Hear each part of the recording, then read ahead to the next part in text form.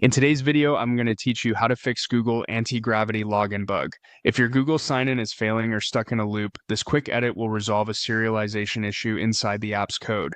We're going to open a specific folder on your computer, edit one file with Notepad, add a single line, then restart the app. Start by opening the Windows search. You can click the search bar on your taskbar or tap the Windows key and start typing. In the search field, enter this exact path, including the percent signs, percent local app data percent programs, anti-gravity resources app out, and then press enter. The percent local app data percent part is a Windows shortcut that takes you to your user's local app data folder, so you don't need to browse manually.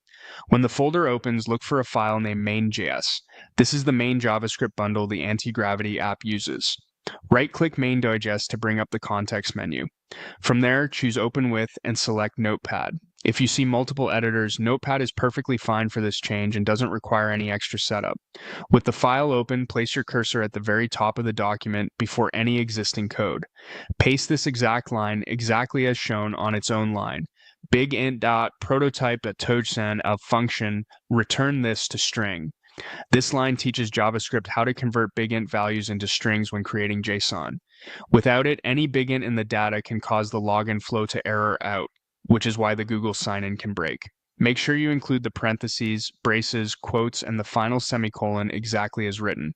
Do not modify anything else in the file. We only want this one addition at the very beginning. Now, save your changes. In Notepad, you can click File and then Save, or press Ctrl+S. After saving, close Notepad so the file isn't locked by the editor. Next, restart Antigravity. Fully close the app if it's running, then open it again. A complete restart ensures the updated main.js is loaded. Once the app is back up, try signing in with Google as you normally would. The login flow should now proceed without the previous error. If you entered the path correctly, open main.js, pasted the line at the very top, saved, and restarted the app. That's all you need to do. This small fix addresses the JSON conversion problem directly inside the application's resources, and it should restore a smooth, reliable Google login experience.